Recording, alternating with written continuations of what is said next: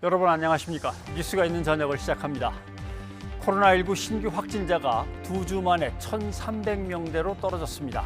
그러나 인구가 밀집한 수도권 확진자의 비중이 70%로 다시 커지고 위중증 환자가 늘었습니다. 검사 건수가 주말 휴일 영향으로 줄어든 것도 있어서 지표상으로는 아직 위험해 보입니다. 경각심을 늦추지 말아야겠습니다. 뉴스가 있는 저녁 오늘 준비한 내용을 안기령 앵커가 소개합니다. 전해주시죠. 오늘의 주요 소식 정리해드립니다. 전자발찌를 끊고 여성 2명을 살해한 50대 남성이 구속됐지만 더 죽이지 못해 한이라는 막말을 쏟아냈습니다. 전자발찌 착용자에 대한 관리는 허술하기 짝이 없는 것으로 드러났습니다. 오세훈 서울시장이 지난 보궐선거 과정에서 허위 사실을 유포해 공직선거법을 위반했다는 고발에 따라 경찰이 서울시청을 압수수색했습니다. 오 시장 측은 정치 수사라며 반발했습니다. 언론중재법 개정안 처리가 여야 줄다리기 끝에 다음 달 27일로 미뤄졌습니다. 여야는 전문가가 참여하는 협의체를 만들어 논의한 뒤 처리하기로 했지만 전망은 불투명합니다. 60대 여성에게 막말과 폭행을 가한 10대들의 모습이 담긴 영상이 추가 공개됐습니다. 이들의 신상 공개와 엄벌 등을 촉구하는 목소리가 커지고 있습니다. 첫 소식, 언론중재법 관련 소식입니다. 언론중재법 개정안 처리가 여야 간의 줄다리기 끝에 다음 달 말로 미뤄졌습니다. 전문가도 참여하는 협의체를 만들어 논의한 뒤에 다음 달 27일 개정안을 처리하기로 합의했습니다. 접점을 찾을 수 있을지는 미지수입니다. 먼저 황혜경 기자의 보도입니다. 밀고 당기는 지루한 협상 끝에 여야가 언론중재법 개정안 처리를 한 달 늦추기로 했습니다. 이 사이 양당이 추천한 국회의원과 전문가 8명으로 구성된 협의체에서 관련 논의가 진행됩니다. 활동 종료 다음 날인 다음 달 27일 본회의에 개정안을 상정해 처리하기로 합의했습니다. 여러분이 잘 협조해 주셔서 원만한 합의를 이룰 수 있었습니다. 감사드립니다. 합의문은 그대로 보시면 되겠고요. 그 사이에 이건 최종적인 합의안을 만드는 위한 노력을 계속하겠다. 하지만 순조롭게 진행될지는 두고 볼 일입니다. 무엇보다 협의체에서 말 그대로 협의를 거쳐 결과를 낼 수 있을 거라고 장담하기에는 여야 간 이견이 너무나 큽니다. 국민의힘은 징벌적 손해배상제와 기사열람 삭제 청구권 등을 독소 조항으로 규정해 반드시 삭제하자는 입장이고, 더불어민주당은 해당 조항들이 빠지면 개정안은 빈 껍데기나 다름없다며 반드시 고수해야 한다고 맞서고 있기 때문입니다.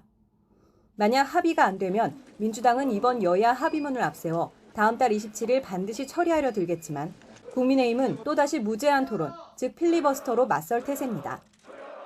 당에서는 다행히 어떤 우리 국민 어떤 설득 과정, 설명하는 과정 이런 과정들도 거칠 거고요. 좀 더 폭넓게 다양한 단체라든지 이런 데들은 소통을 더 많이 해서 여야 협의가 어떠한 방향으로 이루어질지 아무것도 결정되지 않은 상황 속에서 언론의 자정 능력을 핑계로 여론 눈치를 보다가 언론 재갈법을 밀어붙이려는 속내가 아니길. 그런데 한 달 뒤면 민주당 입장에서도 강행 처리가 더욱 부담이 될 수 있습니다. 9월 말은 문재인 정부 마지막 정책 줄기를 완성할 예산 정국에 들어가고 대선 경선도 현재보다 더욱 치열해질 수밖에 없기 때문입니다. 이를 아는 국민의힘이 호락호락 민주당에 협조할 가능성도 크지 않습니다. 이 때문에 민주당 안팎에서는 언론중재법 개정안 처리가 한 달 뒤면 더 어려울 거라는 전망도 조심스럽게 나오고 있습니다. YTN 황혜경입니다. 민주당은 최근 언론중재법 개정안 처리 문제를 두고 강행과 합의 처리 사이에서 오락가락하는 모습을 보였습니다. 문재인 정부 국정과 대선에 미칠 부담 가능성을 고려했다는 분석도 나오고 있습니다. 김주영 기자입니다. 이달 중순부터 본격화한 언론중재법 개정안에 대한 민주당의 기본 입장은 강행 처리였습니다. 국회 법사위 처리 과정에서는 단독으로 법안 수정까지 시도하면서 의지를 한껏 끌어올렸습니다. 민주당 마음대로 하려고 그러면은 지난 2년 동안 해왔듯이 그냥 일방적으로 다 일괄상정해서 일괄적으로 방망이 두드리고 나가서 그냥 다수결 독재를 하라고 계속해서. 가결되었음을 선포합니다. 정작 본회의를 앞두고 국민의힘이 무제한 토론, 필리버스터 추진으로 맞서자 개정안 가운데 중요 부분을 일부 빼는 방안도 협상 테이블에 올리기도 했습니다. 한마디로 오락가락 행보였습니다. 이 같은 행보는 민주당 강성 지지층의 눈치에서 비롯됐다는 분석이 나오고 있습니다. 윤호중 원내대표는 물론 중도 확정을 강조해온 송영길 대표까지 직접 나서 연일 강경 발언을 내놓는 것도 같은 맥락으로 해석되고 있습니다. 실제 하반기 법사위원장 자리를 야당에 넘기기로 합의한 뒤 당 지도부는 강성 지지층의 이른바 문자 폭탄에 시달려야 했습니다. 지도부뿐만 아니라 언론중재법 개정안 처리에 반대했던 의원들에게까지 확산했습니다. 저한테는 이제 문자 오는 대체로 이제 오는 그 메뉴가 뭐냐면 국민의힘으로 가라. 의젓하고 별거 아닌 것 같지만 마음속에서는 굉장히 아주 속쓰리고 또 심지어는 상처받고. 이런 분위기에 반전 기류가 생기기 시작한 건 지난 재보선 패배까지 언급한 민주당 상임 고문단의 만류 때부터입니다. 송영길 대표 보고도 그랬어요. 4월 7일 밤을 잊지 마라. 조금만 참아서 법안 하나 처리하는 게 일주일 늦어지고 한 달 늦어진다고 세상이면 어떻게 뒤집어집니까? 여기에 청와대 역시 이철희 정무수석을 당 지도부와 만나도록 하면서 숨 고르기 쪽으로 더 기울기 시작했습니다. 무엇보다 임기가 반년 정도밖에 안 남은 문재인 정부 입장에서 당장 내년 예산안 처리까지 순탄하지 않을 수 있다는 우려가 커졌기 때문입니다. 결국 언론중재법 처리 시도 과정에서 잔뜩 힘을 줬던 민주당으로서는 국정부당과 대선 악재 가능성에 강행 처리 의지를 일단 접어야 했던 것으로 보입니다. YTN 김주영입니다. 문재인 대통령은 여야가 언론중재법 논의를 위한 협의체 구성에 합의한 데 대해서 환영의 뜻을 밝혔습니다. 언론중재법이 언론 탄압으로 비치는 것을 경계하면서도 법안 개정의 필요성도 분명히 밝혔습니다. 홍선기 기자입니다. 문재인 대통령은 국회에서 여야 합의 소식이 전해지자 즉각 환영 입장을 내놨습니다. 국회에서 여야가 언론중재법 개정안에 대한 추가적인 검토를 위해 숙성의 시간을 갖기로 한 것을 환영합니다. 그러면서 언론 자유는 민주주의의 기둥이기 때문에 특별히 보호받아야 한다는 뜻도 전했습니다. 법률 남용의 우려가 없도록 면밀히 검토돼야 한다며 언론중재법이 자칫 언론 탄압으로 비치는 것을 경계했습니다. 그러나 언론중재법 개정 필요성에 대한 입장도 분명하게 밝혔습니다. 악의적인 허위 보도나 가짜 뉴스에 의한 피해자의 보호도 매우 중요합니다. 문 대통령은 신속하게 잘못된 보도를 바로잡고 각종 피해로부터 완전하게 회복될 수 있도록 해야 한다고 강조했습니다. 언론 스스로 각별한 자정 노력을 기울여줄 것을 촉구하기도 했습니다. 문 대통령은 그동안 여당의 언론중재법 강행 처리 움직임에 반발하는 야당이 입장 표명을 요구할 때마다 국회의 영역이라며 침묵을 지켜왔습니다. 사실상 첫 입장 표명인데 언론중재법 개정 필요성을 강조하며 여당에 힘을 실어준 것으로 해석됩니다. 문 대통령은 그러면서도 사회적 소통과 열린 협의를 통해 국민적 공감대가 마련되기를 희망한다고 밝혀 끝까지 여야가 합의해서 처리해 줄 것을 촉구했습니다. YTN 홍선기입니다. 오세훈 서울시장이 지난 4월 보궐선거 기간 토론회에서 거짓을 말했다는 혐의로 고발당한 데 대해 경찰이 서울시청을 압수수색하면서 강제 수사에 나섰습니다. 오 시장 측은 정치 수사라고 반발했습니다. 임성호 기자입니다. 경찰이 서울시 도시정책과와 물류정책과를 전격적으로 압수수색했습니다.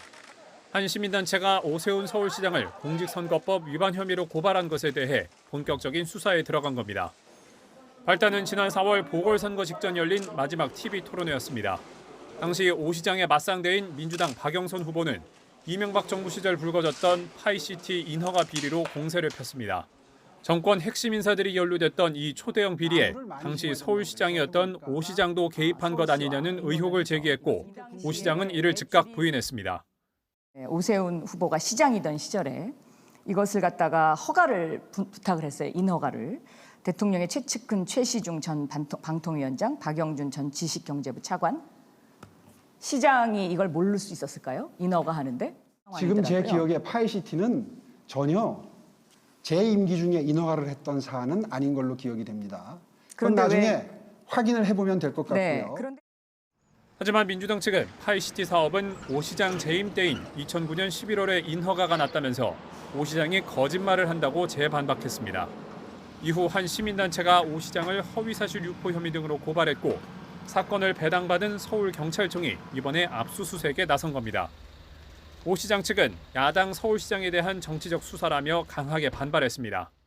당시 발언은 기억에 의존한 답변에 불과한데도 마치 엄청난 범죄가 있었던 것처럼 경찰이 과잉 수사를 벌이고 있다는 겁니다. 또 파이시티 사업 실시 계획 인가와 건축 허가는 서초구청이 냈다면서 자신이 직접 관여했다는 의혹을 거듭 일축했습니다. 오 시장은 내곡동 개발 계획이 이명박 정부 때가 아닌 노무현 정부 때 결정됐다고 발언하는 등 또 다른 허위사실 유포 혐의로도 고발당해 경찰 수사를 받고 있습니다. YTN 임성호입니다. 오세훈 서울시장이 공직선거법 위반 혐의로 고발된 사건과 관련해 경찰이 서울시청을 압수수색하면서 이른바 파이시티 사건이 다시 소환됐습니다. 지금은 무산된 파이시티. 이명박 정부 시절 서울시 서초구 양재동 3만 평가량의 대지 위에 백화점 등 복합 유통단지를 개발하는 2조 4천억 원 규모의 사업이었는데요. 당시 화물터미널이었던 부지를 다른 용도로 바꾸면서 특혜 의혹이 불거졌고 최시중 전 방송통신위원장과 박영준 전 지식경제부 차관까지 이명박 정권의 실세들이 줄줄이 재판에 넘겨졌습니다. 오 시장의 최측근인 강철원 서울시 민생특보도 파이시티 인허가 청탁 대가로 3천만 원을 받은 혐의가 인정돼 지난 2012년 징역 10개월의 실형을 선고받았습니다. 파이시티는 오 시장의 과거 재임 시절인 지난 2009년 11월 최종 인허가를 받았지만 대출금을 갚지 못해 끝내 무산됐는데요. 지난 보궐선거 과정에서 강 특보의 범죄 이력이 다시 논란이 되기도 했습니다. 지금 강철원이라는 분 같이 하고 계시죠?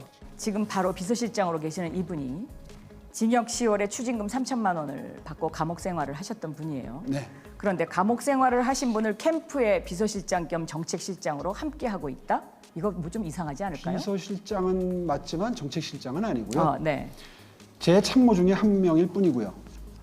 만약에 내가 그 강철원이라는 제 참모를 서울시로 공직에까지 같이 들어가겠다고 했다면 혹시 뭐 문제 제기를 할 수도 있습니다. 아니 선거 캠프에서 도와주는 역할도 하면 안 됩니까? 오 시장은 보궐선거 기간 내곡동 개발 계획에 대해 이명박 정부 시절이 아닌 노무현 정부 시절 결정된 것이라고 발언해 고발되기도 했습니다. 그게 다 이명박 시장 시절에 있었던 일입니다. 그러니까 이명박 시장과 내통하셨던 거죠. 네. 들으세요. 그 다음에 이거 불허가 됐다 그러는데 불허가 된 게 아니라 국책 사업으로 지정이 돼서 노무현 대통령 때 계속 협의가 진행 중이었고요. 서울시 측이 정치 수사라며 강하게 반발하는 가운데 오 시장이 잠재적인 야권 대선 후보로도 거론되는 상황에서 이번 경찰 수사가 어떻게 결론이 날지 관심이 커지고 있는데요. 현직 지자체장이 선거법 위반 혐의로 100만 원 이상의 벌금형이 확정되면 직을 잃게 됩니다. 뉴스가 있는 저녁 안기령입니다.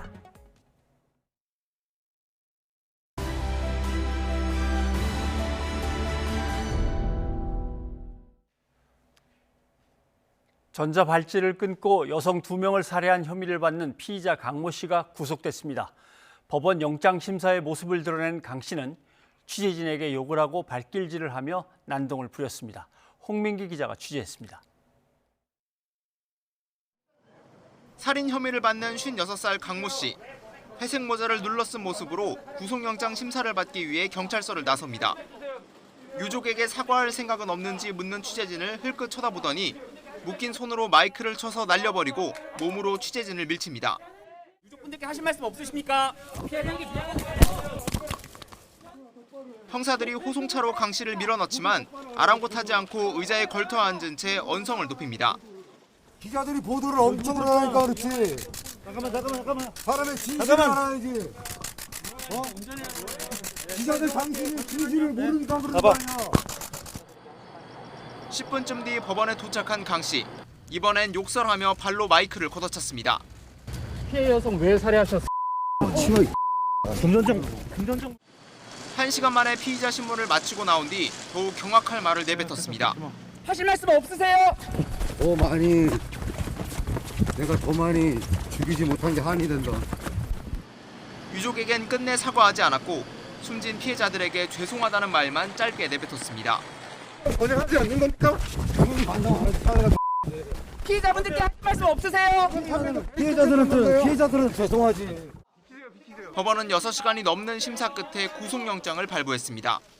재판부는 도망할 우려가 있다고 영장 발부 사유를 밝혔습니다. 경찰은 현재 강 씨가 피해 여성 2명과 어떤 관계였는지, 왜 범행을 저질렀는지 파악하는 데 수사력을 모으고 있습니다. 프로파일러를 투입해 사이코패스 검사도 진행할 계획입니다. 스스로 살해를 자백하고도 끝까지 반성은 없었던 강 씨. 교도소에서 출소한 지 석 달 만에 또다시 구속되면서 경찰 수사에도 속도가 붙을 것으로 보입니다. YTN 홍민기입니다. 강 씨는 성실하게 수감 생활을 했다는 이유로 출소를 2달 앞당겨 가석방된 것으로 확인됐습니다. 교도소에서 심리치료 수업을 들은 뒤 강사에게 보낸 손편지와 출소 직후에 통화한 녹취를 YTN이 확보했습니다. 박기환 기자의 단독 보도입니다. 연쇄살인 피의자 강 씨가 청주 교도소에서 복역하고 있던 지난해 심리치료 수업을 받은 뒤 강사에게 보냈던 손편지입니다. 수업에 감명을 받았다며 직접 써 보낸 겁니다. 강 씨는 편지에서 40대의 프리랜서 작가로 일했다며 자신을 소개했습니다. 그러면서 기독교인으로서 그리스도의 향기를 뿜으며 살아갈 것이고 기쁜 복음을 전하고 있다고 적었습니다. 강 씨는 2005년 추가 범행으로 15년 징역형을 확정받은 뒤 수감 생활을 하며 교회 생활에 열정을 보인 것으로 알려졌습니다. 독실한 모습은 교도소에서 봉사하던 목사의 눈에 띄었고 목사는 강 씨를 위해 탄원서를 모아서 내기도 했습니다. 이 덕분에 출소율도 2달 정도 앞당겨졌습니다. 그분을 출소를 적극적으로 목사님도 바라셔서 어떤 계획이 있으신가 보다. 그분들이 출소하면 그 교회에 일단 딱 오는 그런 분위기인 것 같더라고요. 지난 5월 가출소한 강 씨는 편지를 보냈던 강사에게 전화를 걸었습니다. 자유의 몸이 됐다며 기쁨을 감추지 못하는 목소리가 당시 녹음된 통화에 고스란히 담겨 있습니다. 파노라마처럼 과거보다는 그냥 현실에 만끽한 거예요. 그냥 미래도 생각 안 나고 과거도 생각 안 나고 그냥 자유다. 먹고 잘 살아야죠. 그게 최고 목표죠. 일단 안정이 돼야 되니까. 방값이 비싸다며 불만을 내비치면서 무슨 수를 써서라도 성공하겠다고 다짐하기도 했습니다. 제가 봤을 때 마음에 들지도 않는 방인데 턱없이 비싸요. 보증금도 비싸고 월세도 막 50만 원, 60만 원. 근데 그런 걸 회피하기보다는 나는 뭐 몇 달 후에, 1년 후에 나는 이보다 더 난 타워 팰리스가도 들어갈 수 있다. 그런 의욕이 제가 굉장히 강해요, 실질적으로. 통화했던 강사는 강 씨가 출소했다는 사실에 어린아이처럼 좋아하는 게 느껴졌다고 말했습니다. 같이 사업을 하자고 제안하며 삶에 대한 적극적인 의욕을 보였다고도 전했습니다. 비즈니스를 저보고 같이 하자 이런 이야기도 언뜻 있었거든요. 근데 비즈니스를 같이 할 수 있는 그럴 상황은 안 될 것 같아서 출소 후 그분이 그렇게 내편겨쳐서 그렇게 뭐 잘못된 게 그게 좀 안쓰러운 거예요. 하지만 이로부터 석 달여 뒤 강 씨는 연쇄살인이라는 극악무도한 범행을 저지르고 말았습니다. YTN 박견입니다. 네, 전자발찌를 훼손하고 여성 2명을 살해한 강모 씨가 결국 구속된 가운데 영장실질심사 출석 당시에 강 씨의 태도 논란이 되고 있습니다. 양지열 변호사와 이 사건을 좀 정리해 보겠습니다. 예, 어서 오십시오. 안녕하세요. 예. 강 씨의 발언이나 태도는 상당히 좀 충격적인데 다시 한번 그 장면을 보고 얘기를 좀 시작했으면 좋겠습니다. 예. 유족분들께 하실 말씀 없으십니까?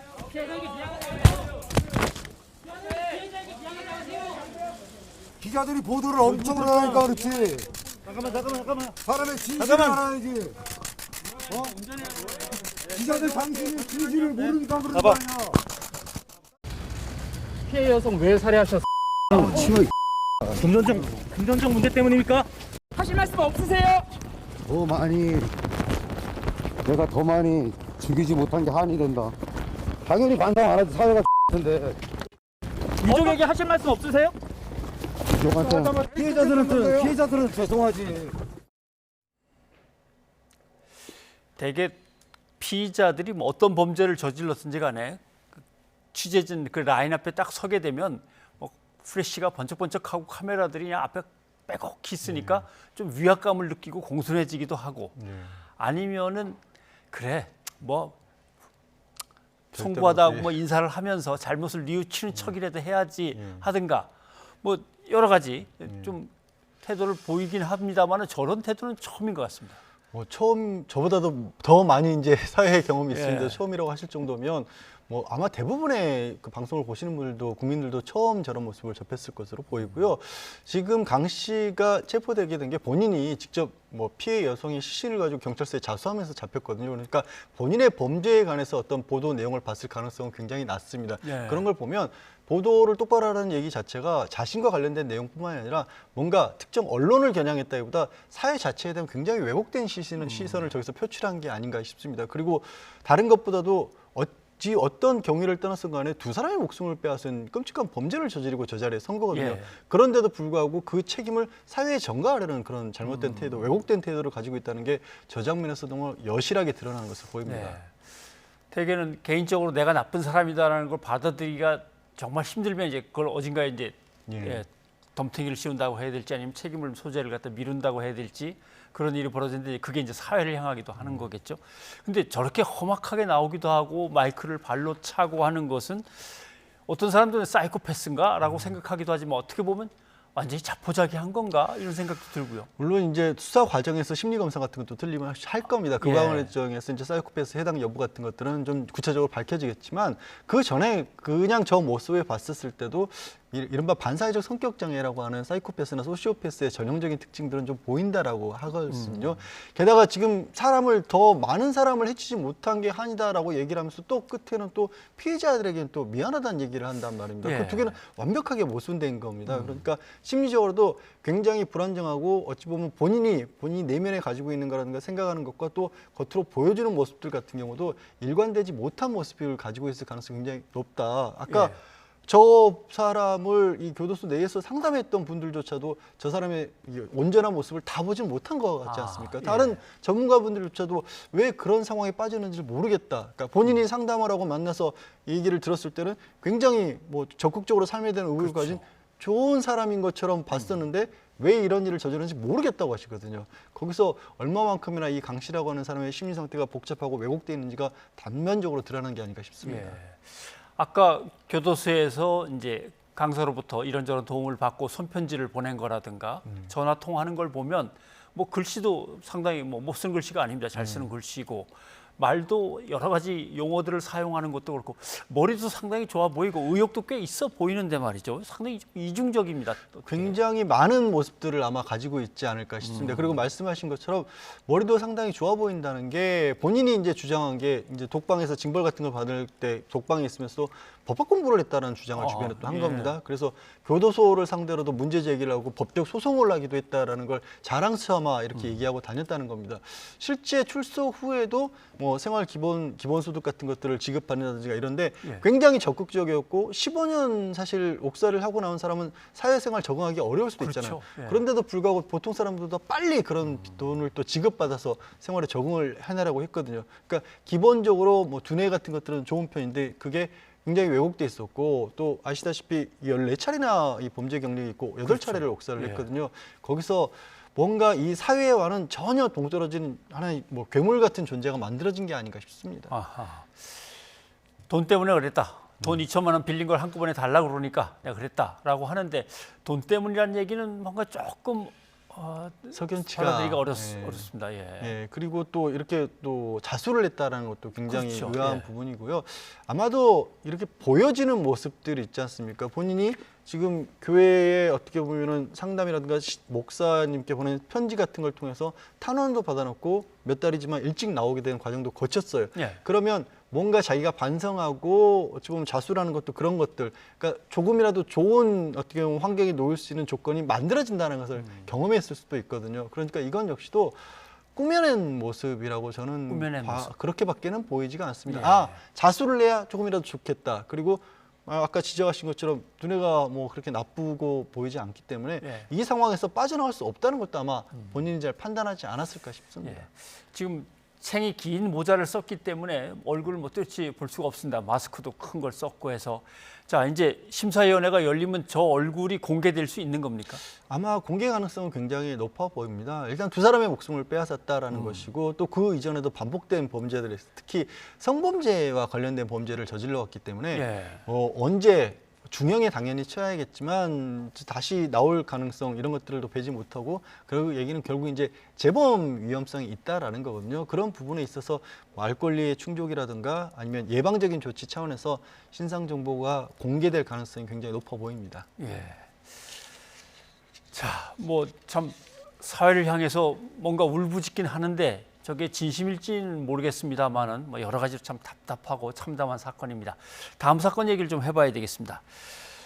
담배 심부름을 노인에게 시키고 노인이 거절했다는 이유로 폭행하고 뭐 여러 가지 10대들의 어떤 좀 흉측한 행동이 영상이 공개돼 버렸습니다. 그래서 지금 공분을 사고 있는데 그 영상을 한번 잠깐 보고 얘기를 나누도록 하죠. 백정규 기자입니다. 담배를 대신 사주지 않았다는 이유로 60대 여성을 폭행한 10대들의 모습이 담긴 영상이 추가로 공개됐습니다. 이 영상에는 17살 A군이 평화의 소녀상에 놓여있던 추모 국화꽃으로 60대 여성 B씨를 여러 차례 때린 이후의 모습이 담겨 있습니다. 가해 학생인 A군은 폭행 이후 겁에 질려있던 B씨의 손을 끌어당기며 조롱하지만 주위에서 지켜보던 학생들은 이 상황을 즐기듯이 웃고 있습니다. 참다 못한 B씨가 몸이 아프다며 자리를 피하려 하자 A군은 길을 막으며 괴롭힘을 이어갑니다. 욕설을 내뱉으면서 B씨의 어깨에 손을 올리며 희롱까지 합니다. 여기서 그치지 않고 A군은 B씨의 손수레를 힘껏 걷어차고 이후 함께 있던 다른 남학생도 폭행에 가담하지만 말리는 사람은 아무도 없습니다. 이어진 폭행으로 손수레가 부서지면서 B씨가 도로 한가운데서 오도 가도 못하는 위험천만한 상황에 놓였는데도 아랑곳하지 않고 조롱을 이어갑니다. 이 영상은 함께 있던 여학생 가운데 한 명이 촬영한 것인데 이후 별 문제 없다는 듯 영상을 주위 학생에게 공유한 것으로 알려졌습니다. 가해 학생들의 신상 공개와 처벌을 촉구하는 내용의 청와대 국민청원이 올라온 가운데 비뚤어진 10대들의 잘못된 행동이 추가로 공개되면서 이들을 엄하게 처벌해달라는 여론은 더 커질 것으로 보입니다. YTN 백종규입니다. 예, 없이 사는 것도 서러운데 저런 폭행을 당하시고 나서 저 어른이 어떻게 지내고 계실지 참 걱정도 됩니다만은 뭐 그건 그렇다 치고 뭐 아이들이 못된 짓을 저지르는 거 분명한데 저럴 경우는 혐의가 그냥 폭행입니까? 어떻게 됩니까? 사실 그 부분이 아마 더 많은 또 국민들이 분노하는 이유 중에 하나일 것 같습니다. 말씀하신 것처럼 직접적으로 적용할 수 있는 혐의, 생각해 볼 수 있는 건 폭행이고요. 또 말했던 그런 표현들 같은 것들이 모욕 같은 것도 고려는 될 수 있을 것 같습니다. 그런데 두 개 다 가뜩이나 이 사실 이제 뭐 미성년자라고는 하지만 그래도 14세는 넘겼기 때문에 소년법을 적용하더라도 처벌은 할 수 있는 게 원칙입니다만 말씀드린 폭행 같은 경우가 피해자가 원하지 않는다고 한다면 처벌할 수 없는 범죄지 않습니까? 그렇기 때문에 이미 지금 언론을 통해서 피해자 같은 경우는 처벌을 원하지 않는다는 의사를 밝힌 걸로 알려졌거든요. 그래서 그럴 경우에는 사실상 형사처벌이 불가능하죠. 굳이 뭐 생각해 본다면 지금 보시는 것처럼 손수레를 부순 것도 재물 손괴 정도에 해당할 수 있겠습니다만 청와대 국민청원에 올라온 것 같은 강력한 처벌은 어렵죠. 근데 이제 사회가 흘러가는 게 양태를 쭉 지켜보면 범죄 피해자의 연령도 자꾸 낮아지고 심지어는 막 갓 태어난 아기부터 시작해서 가해자의 연령도 또 낮아집니다. 그래서 가해자의 연령도 낮아지는데 범죄도 더 흉폭해지거나 상습적이 되니까 이거 법을 적용시키는 나이를 낮춰야겠다는 얘기가 자꾸 나오네요. 네, 이른바 촉법소년 연령을 낮춰야 한다는 얘기는 끊임없이 나오고 있고 몇 해 전부터도 오래됐고요. 다만 이제 생각해 볼 수 있는 게 만약에 14살에서 12살이라고 해서 한 1, 2년 정도가 늘어난다, 줄어든다고 해서 그러면 그 법을 직접 적용해서 처벌할 수 있는 나이는 또 그 나이대에 어떻게 보면 청소년 범죄를 저지른 사람들은 얼마나 될까도 생각해 봐야 될 거고요. 아하. 저렇게 낮췄는데 또 그 연령대에서 문제가 일어나면 더 어떻게 내려가기도 또 힘든 거 아니겠습니까? 네. 물론 저런 부분도 뭐 고려를 해봐야 될 필요성은 있습니다만 거기에 더해서 지금 소년법이 계도를 중심으로 하고 있다고 하지만 소년법 내에도 반복되는 청소년들의 범죄를 좀 막을 만한 그런 장치들은 있거든요. 예. 예를 들어서 긴급한 처분을 해서 이게 구속과는 다르지만 신병을 확보하는 방안 같은 것도 있고요. 또 소년법 내에 이 소년원이 아니라더라도 이 일시적으로 아이들에게 그런 행동을 못하도록 할 수 있는 것들이 있는데 계도가 아니라 이게 봐주는 쪽으로 지금 자꾸 인식이 되고 예. 또 더더군다나 심각한 문제는 사실 저런 일을 하는 청소년들이 그 사실을 알고 있다라는 거예요. 내가 예. 형사처벌을 받지 않는 연령이고 내 나이로는 예. 뭐 이렇다. 그리고 이 정도 어떻게 보면 나이일 때는 지금의 어떤 법원의 판단으로는 보호처분 뭐 반성문 정도에 끝난다 이런 것들을 이제 인터넷 온라인을 통해서 공유를 하면서 저런 행동들을 한다는 게 사실 심각한 문제거든요. 그래서 예. 지금 있는 어떤 제도를 통해서도 효율적으로 확실하게 관리할 수 있는 부분이 있다면 그것도 같이 병행을 해야 단순하게 뭐 처벌을 강하게 한다거나 연령을 하향한다거나 이것만으로 끝날 문제는 아니라고 봅니다. 지금 친구들끼리는 뭐 누구인지 다 알고 학교에서는 어떻게 처리가 되는지는 모르겠습니다만 청와대 국민청원 게시판에는 공개를 해야 된다. 얼굴하고 저 사진하고 이름. 근데 할 수 있는 걸까요? 현실적으로 가능성이 많이 떨어져 보입니다. 조금 앞서서 말씀 나눴던 그 강모 씨만 해도 예. 두 사람을 해쳤는데도 불구하고 지금 경찰에서 심의위원회를 거쳐서 공개하는지 마는지가 얘기가 되고 있고 그렇죠. 특정 강력범죄 처벌에 관한 법률에 이게 또 들어가 있지 않습니까? 예. 강력범죄에 해당하지 않기 때문에 신상 공개는 사실 불가능하죠. 어려울 것 같군요. 예.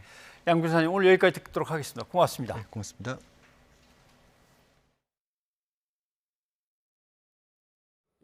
쾅하는 굉음과 함께 세월호가 지금 수면 아래로 세월호에 탑승한 승객 수가 이 476명으로 정정을 했습니다.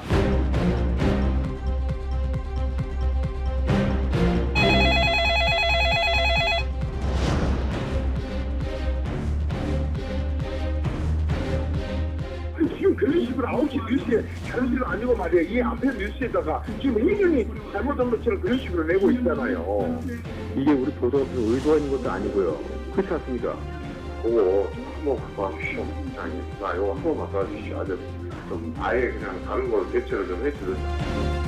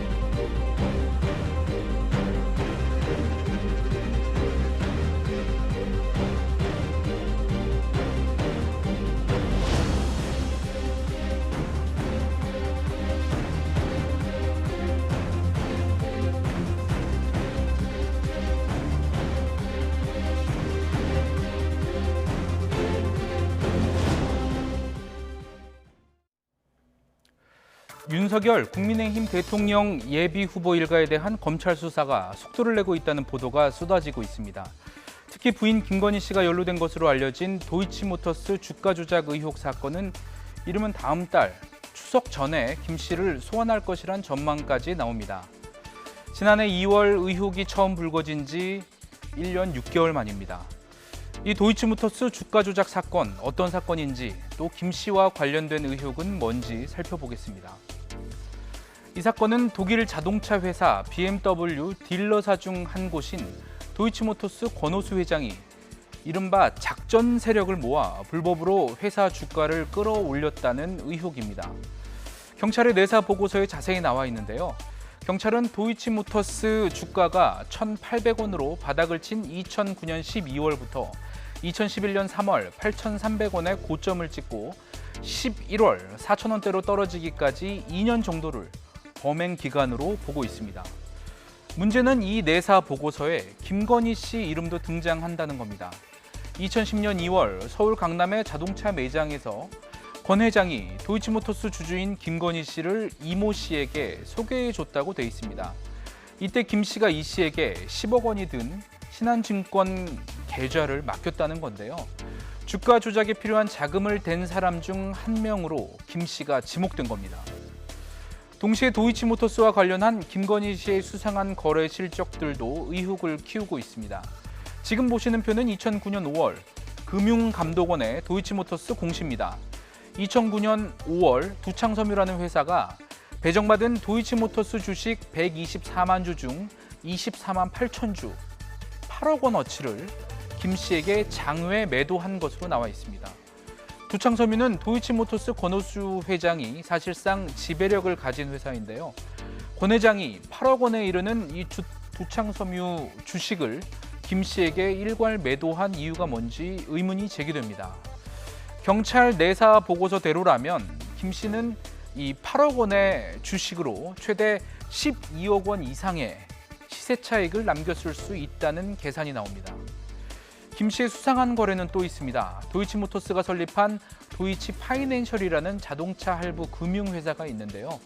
김 씨가 윤 후보와 결혼한 이듬해인 2013년 이 업체 주식 40만 주, 한 주당 500원씩 2억 원어치가 김 씨에게 배당됩니다. 권 회장이 가족이 아닌 제3자에게는 굉장히 이례적인 배당이죠. 김 씨의 도이치 파이낸셜 주식 거래는 2017년 1월에도 이어집니다. 비상장 주식을 주당 800원에 20억 원어치를 사들이는데요. 이 역시 모기업인 도이치모터스에 판 주당 1,500원보다 가격이 절반 정도에 불과합니다. 누가 봐도 수상한 거래죠. 이 의혹은 윤 후보의 검찰총장 인사청문회에서도 제기됐습니다. 윤 후보는 김 씨가 도이치 파이낸셜 주식 공모 절차에 참여해서 주식을 산 것이라고 서면 답변했지만 바로 허위 답변 가능성이 제기됐습니다. 들어보시죠. 최초로 2013년 후보자 배우자가 매수할 당시에 서면 답변에 보면 공모 절차에 참여를 했다라고 나오는데 제가 금감원 공시 사이트에 들어가서 자료를 다 검색을 해봤는데 공모에 대한 공시는 전혀 없습니다. 따라서 지금 서면 답변이 허위일 가능성이 있습니다. 이에 윤 후보는 자신이 서울중앙지검장으로 임명받은 뒤 김 씨가 도이치 파이낸셜의 주식 20억 원 인수 계약을 취소했고 최초 배당받은 주식도 액면가 그대로 처분했다고 밝혔습니다. 하지만 이미 가격이 오른 주식을 시세보다 훨씬 싸게 매도했다는 이 해명도 쉽게 납득하기 어려운 대목입니다. 2017년에 이 주식을 다시 매각을 했는데 저희가 그 당시에 회사 가치를 평가해 봤을 때 그 기업 가치보다 훨씬 낮은 가액으로 처분을 한 것으로 판단하고 있습니다. 따라서 이 부분에 대해서 상대방이 누구인지도 되게 중요한 부분이라고 생각하기 때문에 이 부분 처분에 관련된 계약서도 제출해야 됩니다. 하지만 당시 윤 후보는 끝까지 자료를 제출하지 않았습니다. 이 같은 김 씨의 수상한 거래 의혹은 결국 검찰 수사를 통해 밝혀질 것으로 보이는데요. 검찰은 또 김 씨가 운영하는 전시기획사 코바나 콘텐츠의 금품 수수 의혹도 들여다보고 있죠.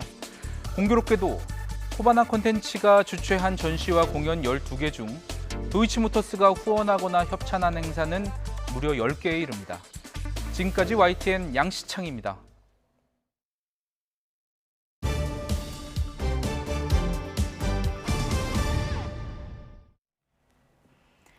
국민의힘 대선 주자인 윤석열 전 검찰총장이 박근혜 전 대통령의 모친 유경수 여사의 생가를 방문했습니다. 상승세를 탄 홍준표 의원은 이르면 추석 전 윤 전 총장을 역전할 수 있다는 자신감을 보였습니다. 부장원 기자입니다. 충남을 훑은 윤석열 전 검찰총장은 이번에는 충북 지역에 머물며 이틀 연속 중원 공략을 이어갔습니다. 유경수 여사 생가를 찾아 약자에게 따뜻했던 유 여사의 생전 모습을 회고하며 보수 지층의 마음을 자극했습니다. 박정희 대통령의 그 통치에 대해서는 국민들 간에 서로 다른 의견이 많이 있을 수 있겠지만 우리 유경수 여사님에 대해서는 당시를 기억하는 어느 대한민국 국민도 역대 대선의 캐스팅 보트였던 충청권 민심을 공략해 주춤하는 지지율 상승의 발판으로 삼으려는 전략입니다. 이에 바짝 추격하고 있는 홍준표 의원은 YTN에 출연해 추석 전에라도 윤 전 총장을 역전할 수 있다는 자신감을 나타냈습니다. 경선 룰을 원점에서 재검토하겠다는 정홍원 당 선거관리위원장을 향해서도 뼈 있는 말을 남겼습니다. 지금 1500m 경주를 하고 있는데 이미 선수들이 트랙을 한 바퀴 돌았어요. 돌고 있는 와중에 심판이 바뀌었다고 심판이 새롭게 룰을 바꾸겠다 그래 덤비는 거는 그거는 경우에 안 맞죠. 유승민 전 의원은 더 노골적으로 정홍원 위원장이 오직 윤석열 후보만을 위한 룰을 만들려고 한다며 맹비난했습니다. 역선택 방지 조항을 넣는 순간 공정한 경선은 끝장납니다. 그런 식으로 경선판을 깨겠다면 차라리 그냥 선관위원장에서 사퇴하십시오. 경선 투표에 민주당 지지자가 참여할 수 없도록 하는 역선택 방지 조항을 두고 보수 지지층이 많은 주자는 찬성, 중도 지지층이 많은 주자는 반대로 맞서는 겁니다. 이에 하태경 의원은 다른 방식으로 국민의힘 지지층의 참여를 늘리자는 대안을 내기도 했습니다. 여론조사 50, 당원투표 50으로 하자는 건데요. 정권 교체를 염원하는 국민들 가슴에 비수를 꽂는 룰 전쟁은 당장 그만두어야 합니다. 후보 간 신경전 끝에 구원 투수인 정홍원 전 총리가 등판했지만 경선 버스 출발과 동시에 게임의 룰을 둘러싼 갈등은 더 깊어지는 모양새입니다. YTN 부장원입니다. 민주당은 대선 후보를 뽑는 경선 투표에 돌입했습니다. 양강 주자인 이재명 경기지사와 이낙연 전 대표가 상반된 행보를 보인 가운데 이 지사의 무료 변론 의혹을 두고 양측의 신경전이 거세지고 있습니다. 최아영 기자입니다. 민주당 대선 주자들의 첫 승부처는 충청입니다. 지역 순회 투표 첫날 이재명 경기지사는 외부 일정 없이 도정에 집중했습니다. 정중동 행보로 대세론을 굳히겠다는 의미로 풀이됩니다. 반면 충청에 공들였던 이낙연 전 대표는 경남 봉화마을로 향했습니다. 친노, 친문, 당심구애로 역전의 발판을 마련하겠다는 전략입니다. 투표 첫날 두 주자의 행보는 달랐지만 잠잠했던 이른바 명락대전은 다시금 불붙었습니다. 이낙연 캠프 측 윤영찬 의원이 이 지사의 무료 변론 의혹과 관련해 어처구니 없다는 식으로 묻어갈 수 없다고 지적하자 이 지사는 공격을 위해 인간적 도의에 반하는 범죄 행위를 반복한다며 직접 반격의 날을 세웠습니다. 이에 윤 의원은 다시 수긍할 수 없는 인신공격이라며 양보 없는 설전을 벌였습니다. 끝내 참고 있던 분노를 터뜨린 이 지사는 공식 사과를 요구하면서 그렇지 않으면 법적 대응에 나서겠다고 경고했지만 이에 이낙연 전 대표 측은 사과 요구가 아니라 제대로 설명할 때라며 적반하장이라고 맞섰습니다. 다만 이 지사의 공개 비판에 이 전 대표는 직접적인 대응을 피했습니다. 이재명 지사께서 윤영찬 의원을 직접 지목해서 인간적 도의에 반하는 행위로 사과라고 주장했는데 네, 특별히 드릴 말씀 없습니다. 지역 경선 시작과 함께 이른바 명락대전이 재점화하면서 신경전은 다시금 거칠어지고 있습니다. YTN 최아영입니다. 민주당이 충청권을 시작으로 대선 후보 선출을 위한 투표를 시작했습니다. 또 국민의힘은 후보 등록에 들어갔지만 경선 규칙을 두고 갈등이 커지고 있습니다. 달아오르는 여야 경선, 김성환 평론가와 함께 살펴보도록 하겠습니다. 어서 오십시오. 네, 안녕하세요. 예. 자, 민주당은 지금 대의원들, 당원들 아마 투표를 하고 있을 겁니다. 네, 권리당원 투표를 하고 있는 중이고요. 예. 9월 4일 대전 충남의 그 순회 경선이 있는데 예. 그날 이제 발표가 됩니다. 발표가 되고. 예. 충청권, 역대 선거에서 충청권이 항상 캐스팅 보드 역할을 어느 정도 하기 때문에 여기 이제 또 기선도 제압해야 되고 하니까 중요한 시기긴 합니다만은 지금 판세는 어떻습니까? 글쎄요, 지금 예측하기는 쉽지는 않은 것 같은데요. 왜냐하면 충청권은 보통 이제 속마음을 잘 드러내지 않는다고 그럼요, 이렇게 얘기를 하잖아요. 그렇죠. 예, 결과가 어떻게 나올지는 아직까지 예측하기는 쉽지 않은데요. 일단 여론조사상으로는 이재명, 그리고 조직세는 이낙연 이렇게 좀 정리할 수 있을 것 같아요. 여론조사를 해볼 때 충청 지역의 경우에 이재명 지사가 과반 정도 나온다 이렇게 얘기를 하고 있는데요. 크게 뭐 전반적으로 얘기를 할 때는 이낙연 후보의 경우에는 충청권 의원들이 한 20명 정도 되는데 제일 많이 갔더라고요. 충청권 7명 의원들이. 정도 가 있다고 하니까 아무래도 대의원은 뭐 말할 것도 없고요. 권리당원의 경우에는 지역위원장이나 아니면 지역구 국회의원의 영향력이나 입김이 작용할 수밖에 없거든요. 근데 그런 면에서 9월 4일 날 첫 투표 결과가 공개가 될 때 그때 대의원 권리당원 투표 결과가 공개가 되기 때문에 지역별로는 그렇게 공개가 되거든요. 그리고 이제 1차 슈퍼위크라고 얘기하는 그 결과가 공개될 때는 이제 선거인단, 일반 국민 당원 선거인단까지 다 포함한 결과가 나오는 거거든요. 그러니까 좀 차이가 있는 거죠. 그러니까 처음 공개가 될 때 어느 정도로 이낙연 후보가 이재명 후보와 격차를 줄여서 따라 올라가느냐 이게 대단히 중요하기 때문에 말씀하셨던 것처럼 초반 기선잡기를 지금 하고 있는 중이다 이렇게 봐야 될 것 같습니다.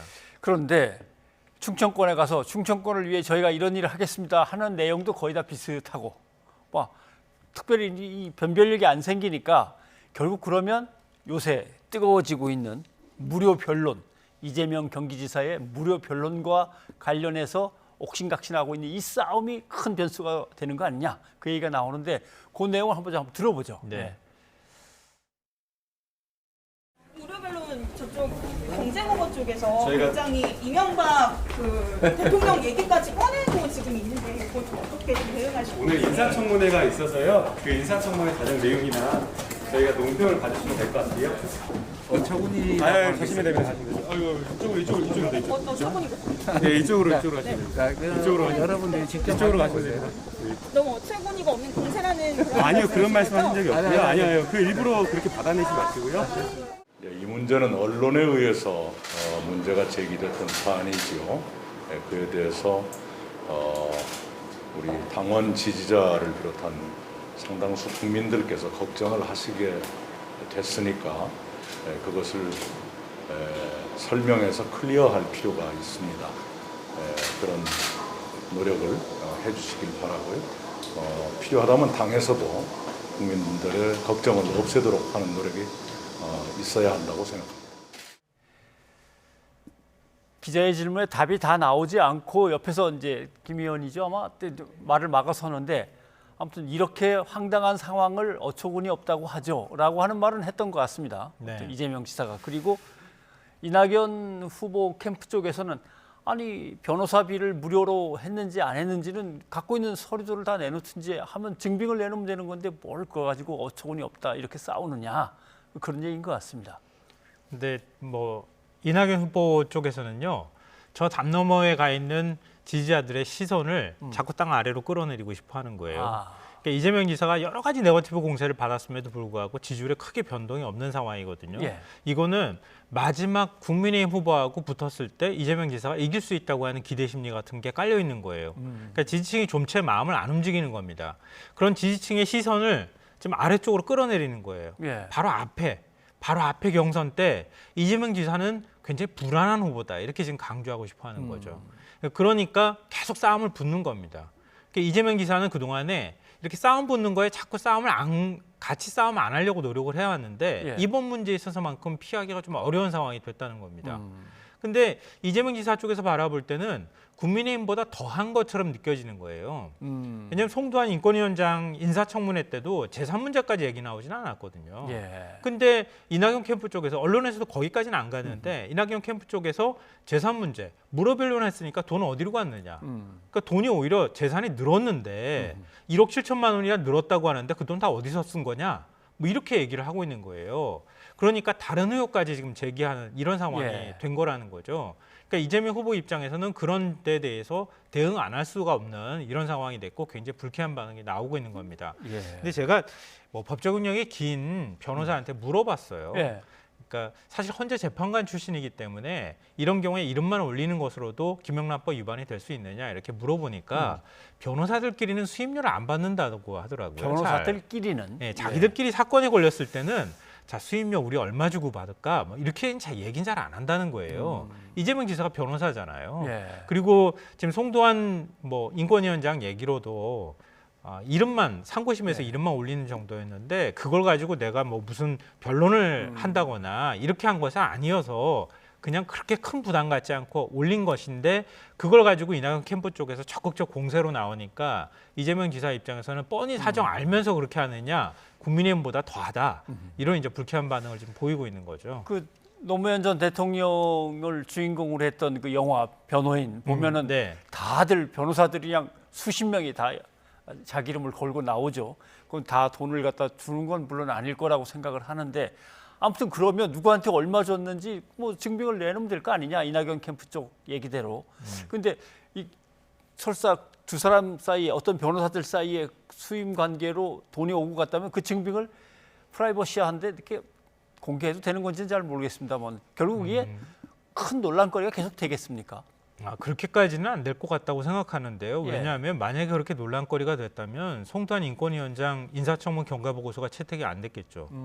그렇지 않겠습니까? 국민의힘에서 그렇게 공세를 했음에도 불구하고 여야 합의로 인사청문 보고서가 채택이 됐거든요. 이 얘기는 국민의힘에서도 어느 정도 용인이 됐다는 뜻일 수도 있는 거예요. 근데 이낙연 캠프 쪽에서는 좀 다른 생각을 하고 있는 거죠. 근데 이게 감정 싸움으로 격화될 수밖에 없는 사안이 뭐냐면 그러니까 우리가 정치권 인사들이 싸울 때 인간적 도의, 인간적 도리 이런 말이 나오면 그건 싸움 끝까지 갔다는 얘기거든요. 지금 이재명 캠프 쪽에서는 인간적 도의 얘기를 꺼냈어요. 그러니까 성남에서 정치 활동을 같이 했던 윤 의원이 뒤에서 다 이것저것 챙기는 것 같다. 그러니까 지금 이낙연 캠프 정무실장을 윤영찬 의원이 맡고 있잖아요. 근데 윤영찬 의원이 예를 든 사례가 뭐냐면 우리가 누군가가 미울 때 가장 미운 사람하고 비교하는 거예요. 그러니까 이명박 전 대통령의 BBK 사건 변호 무료 변론 문제를 꺼낸 겁니다. 이게 그 사건은 뇌물 사건이었거든요. 근데 그 사건하고 이번 사건하고 비교하면서 무료 변론 문제를 연결시켰다는 거예요. 그러니까 이재명 캠프에서 바라볼 때는 이거는 아무리 그렇다 하더라도 어떻게 이명박 전 대통령 건하고 비교할 수 있느냐 이러면서 굉장히 분개하는 분위기고 인간적 도의 얘기까지 나왔으니까 만약에 여기서 더 싸움이 치열해진다고 하면 진짜 원팀이 깨질 가능성도 있는 거죠. 원팀이 깨질 것인가 무조건 지켜보고요. 국민의힘으로 넘어가 봐야겠습니다. 거기는 이제 경선 룰 때문에 문제가 됐습니다. 역선택 조항을 넣을 것이냐 말 것이냐 경선 과정에서 그 문제인 것 같은데 자 유승민 전 의원하고 홍준표 의원은 어떻게 그런 조항을 넣어갖고서 여론조사를 한단 말이냐라고 크게 반발하는데 한번 들어보시죠. 정홍원 선관위원장은 제2의 이항구가 되려는 겁니까?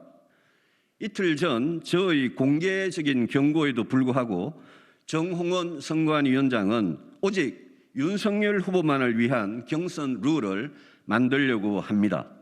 정홍원 선관위원장에게 다시 한번 경고합니다. 이미 확정된 경선 룰은 토시 하나도 손대지 마십시오. 역선택 방지 조항을 넣는 순간 공정한 경선은 끝장납니다. 그런 식으로 경선판을 깨겠다면 차라리 그냥 선관위원장에서 사퇴하십시오. 이런 식으로 경선이 진행되면 경선이 파행이 될 겁니다. 이렇게 진행되면 깨질 수가 있습니다. 그러면 당 지도부 책임입니다. 선관위야 외부에서 온 사람이 무슨 책임이 있겠습니까? 지도부가 책임지고 룰을 정했으면 그걸 그대로 가야죠. 자, 조금 애매한데 서병숙 경선 준비위원장은 분명히 자 넣지 맙시다로 정리를 했는데 지금 그 경선준비위원회는 사라졌고 이번엔 선거관리위원회입니다. 정홍원 위원장은 검토를 해보겠다. 이렇게 나왔어요. 그러니까 한번 정한 것을 어떻게 심판이 도중에 바뀌었다고 룰도 바꾸냐 이제 이렇게 얘기하는데 조직을 이걸 어떻게 해석을 해야 될지 잘 모르겠습니다. 예. 근데 이거 싸움 더 커질 것 같습니다. 크겠는데요. 제가 오늘 듣기로는요. 어떤 얘기까지 나왔냐면은 1차가 국민 100%잖아요. 국민 여론조사 100%로 1차 컷오프해서 8명을 추리는 거잖아요. 근데 컷오프 결과 그러니까 여론조사 결과가 자연스럽게 언론에 흘러나갈 수밖에 없어요. 근데 국민 여론조사를 하게 될 경우에는 역선택이라고 하는 문제가 생길 수밖에 없거든요. 그러니까 역선택 방지 조항을 특히 윤석열 전 검찰총장 쪽에서 원하는 것 같아요. 근데 명시적으로 얘기하진 않아요. 그러니까 최재형 전 감사원장 쪽만 지금 명시적으로 역선택 방지 조항 넣어야 된다 이렇게 얘기를 하고 있는데 윤석열 전 검찰총장 쪽에서도 넣기를 바라는 뜻이 있는 것 같아요. 예. 근데 지금 당내에서 만드는 안을 보니까 1차 때는 국민 여론조사 100%니까 역선택 방지 조항 넣는 게 좋겠다. 2차는 70하고 50으로 지금 점점 줄어들잖아요. 예. 그러니까 당원 비율이 점점 높아지는 거죠. 그때는 빼도 괜찮겠다. 이렇게 지금 정리돼 가고 있는 분위기인 것 같아요. 그러니까 지금 윤석열 전 검찰총장 쪽에서 명시적으로 당내 갈등이 생길 수 있으니까 말은 안 하지만 예를 들면 대세론으로 그냥 엎어버리고 싶은 거예요. 그러니까 대세론으로 밀고 가버리면 참 좋은데 그러니까 1위 후보이기도 하고 대세론으로 가면 참 그냥 순탄하게 경선 갈 수 있지만 다른 후보 입장에서는 윤 전 총장 쪽하고 가까이 지지세가 붙는 모양을 만들어 놔야 되거든요. 앞서 이제 이낙연 후보 쪽에서 이재명 지사 쪽하고 같이 지지율을 많이 붙이려고 하는 거랑 비슷한 현상인데요. 근데 그렇게 돼버릴 경우에는 윤 전 총장 입장에선 대세론이 깨질 위험이 있거든요. 더군다나 검증 요구도 더 거세지겠죠. 그리고 토론도 하겠죠. 이런 과정에서 만약에 홍준표 그리고 유승민 두 후보가 윤 전 총장하고 바짝 붙는 지지율이 나온다고 하면 그 대세론이 깨진다는 거예요. 그러면 훨씬 더 검증 요구도 커지고 그리고 불안하다고 하는 얘기가 당내에서 더 많이 나올 가능성이 있거든요. 그러니까 역선택 방지 조항에서 홍준표, 유승민, 특히 홍준표, 유승민 후보 다 마찬가지지만 중도층이나 진보층에서 조금 더 높게 나오거든요. 그렇죠. 윤 전 총장보다. 그러니까 윤 전 총장 입장에서는 그거 조항 빼고 그 역선택 방지 조항 넣고 그래서 확실히 우리 당 지지세로만 갔으면 좋겠다. 이런 바람들을 갖고 있는 거죠. 최재형 전 감사원장도 마찬가지고. 근데 이렇게 돼버릴 경우에는 다 만들어 놓은 룰을 지금 바꾸자고 하는 얘기가 되기 때문에 정홍원 선관위원장이 의심받고 있는 상황에서 아마 다른 선거 캠프에서 격렬하게 반응이 나올 가능성이 있다. 이건 굉장히 큰 갈등이 될 소지가 있다고 생각합니다. 선거관리위원장 맡아갖고 아직 아무것도 안 했는데 나가라 소리부터 지금 들을 정도니까 지금 상황은 그렇게 만만치는 않은 것 같습니다. 자, 결국 경선들을 어떻게 만들고 그것을 어떻게 밀고 가는지는 지켜봐야 되겠고 윤석열 전 검찰총장 입장에서는 후보로서 좀 아픈 부분이 있어요. 탄핵 전국에서 자기가 주도한 것이 있기 때문에 그래서 아마 유경수 씨의 생가를 갖다 아마 찾아간 것 같죠. 충북 지역이죠. 그러니까 대속한다고 하는 표현이 있거든요. 대신 속죄하는 거죠. 대속. 그러니까 박정희 전 대통령하고 유경수 여사 추앙을 통해서 박근혜 전 대통령을 구속시켰다고 하는 일종의 주홍 글씨를 빨리 지우고 싶은 그런 마음이 저는 있는 것 같아요. 그러니까 최대한 새로운 이미지를 통해서 이전에 과거의 안 좋은 이미지를 덮으려고 하는 그런 전략이나 의도를 갖고 있다 이렇게 생각이 되고요. 대구 경북 여론도 굉장히 중요하긴 하지만 충청권 여론이 캐스팅 보트를 쥐고 있다고 하는 얘기 우리가 여러 차례 하고 있지만 충청권 여론도 지지세를 유지하는 데 있어서 굉장히 중요하고 특히 충청권 지역에 있는 보수층을 확실하게 가져가느냐 안 가져가느냐가 대선 경선 과정에서 중요하기 때문에 지금 공을 들이고 있다 이렇게 생각이 되는데요. 근데 충청권 대망론을 띄우는 것도 참 좋긴 좋은데 그거는 어느 정도 지역주의는 이해할 수 있어요. 왜냐하면은 이재명 지사도 충청권의 사위다 이런 얘기 지금 하고 있거든요. 그리고 유승민 의원의 경우에도 대구 경북의 아들입니다 이런 얘기도 하는데 거기까지는 그동안의 다른 후보나 다른 선거 과정에서 나오니까 가능한 얘기라고 치는데 500년 고향에 뿌리를 둬서 충청의 피를 받아가지고 자랑스럽다 이런 식의 표현을 사용하는 것은 너무 지역주의를 조장하는 듯한 이거는 아마 언론에서도 좋은 반응 나올 것 같지는 않아요. 너무 과하게 반응하는 듯한 그러니까 확실하게 충청권의 표를 가져가겠다고 하는 욕심은 알겠으나 지역색을 지나치게 강조하는 것은 제가 볼 때는 오히려 더 부정적인 이미지로 작용할 가능성이 있다고 생각합니다. 아무튼 보수 측에 자기가 항상 뭔가 짐으로 남겨줬던 그 문제를 빨리 털기 위해서 고 유경수 씨의 이제 생가를 가서 한 바퀴 돌고 연일 충청권에 공을 들이는 모습 좀 우리가 봤습니다. 자, 그래도 말실수가 요새는 없습니다. 상당히 이제 세련돼지고 조금씩 나아지는 건 분명한 것 같습니다. 한동안 자맹을 이어갔잖아요. 그 기간 동안에 윤 전 총장이 열심히 노력했다고 하는 얘기가 캠프 쪽에서 나오긴 해요. 그러니까 굉장히 열심히 수업을 받았다고 합니다. 자, 김성환 평론가 오늘 여기까지 듣도록 하겠습니다. 고맙습니다.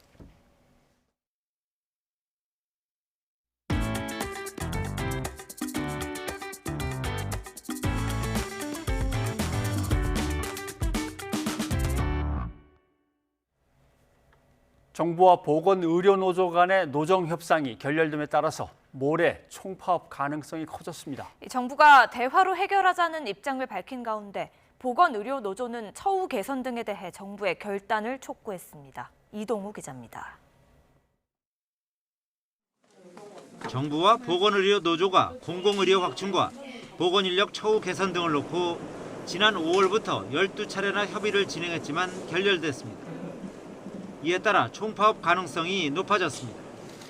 정부는 코로나19 4차 유행 대응에 집중할 때라면서 파업을 할 경우 국민에게 피해가 이어진다며 대화로 해결하자고 설득했습니다. 코로나19 4차 유행이라는 엄중한 상황에서 파업과 같은 집단 행동을 자제하고 대화와 협의로 지금의 상황을 함께 해결하길 요청드립니다. 하지만 보건의료노조는 정부와 합의하지 못한 5개 핵심 과제는 반드시 해결해야 한다며 정부의 대승적 결단을 촉구했습니다.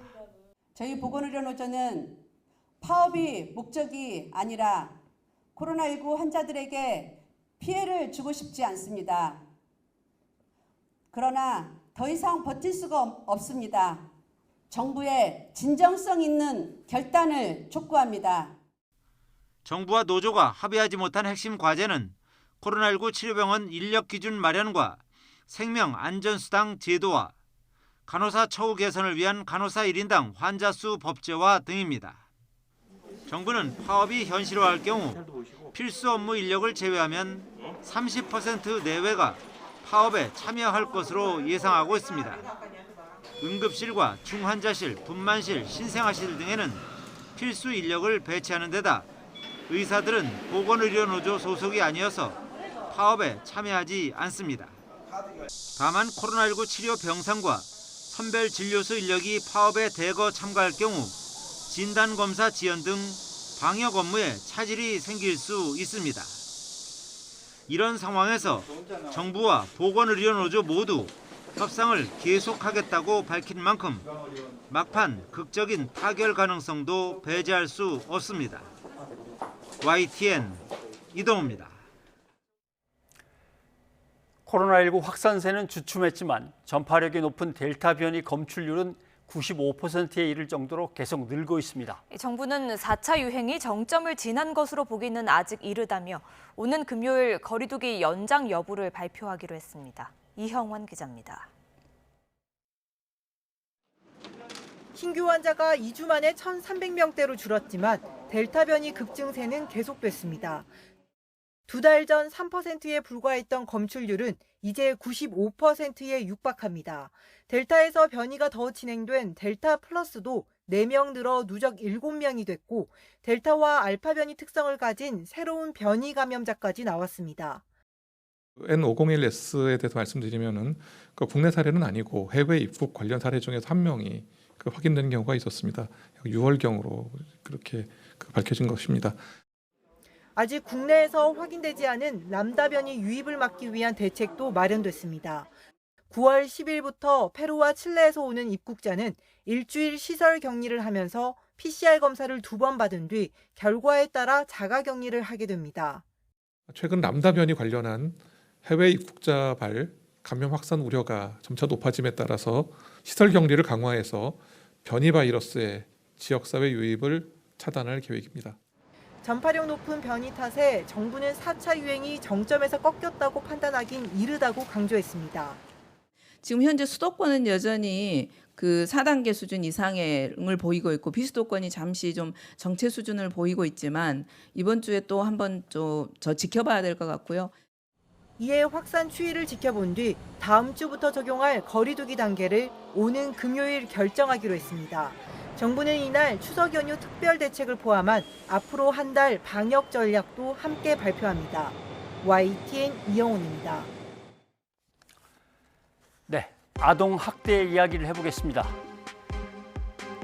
제목만 읽어도 좀 참담한 그런 내용들입니다. 오늘 국회에 보고된 2020년 아동학대 연차 보고서를 한번 살펴보도록 하겠습니다. 학대로 사망한 아동이 지난해 43명입니다. 그중에서 중요한 건 이거죠. 24개월 미만이 27명, 62.8%입니다. 24개월이 아니라 이번 12개월로 하면은 50% 정도 됩니다. 아동학대 중에서도 영아 유아에 대한 학대와 살해 사건이 심각하게 늘고 있습니다. 전체적으로 아동학대가 크게 늘진 않았는데 부모의 학대가 크게 늘어난 게 눈에 띕니다. 한번 보십시오. 부모가 전체 아동학대 사건의 82%가 가해자를 차지하고 있습니다. 11.8%나 늘었습니다.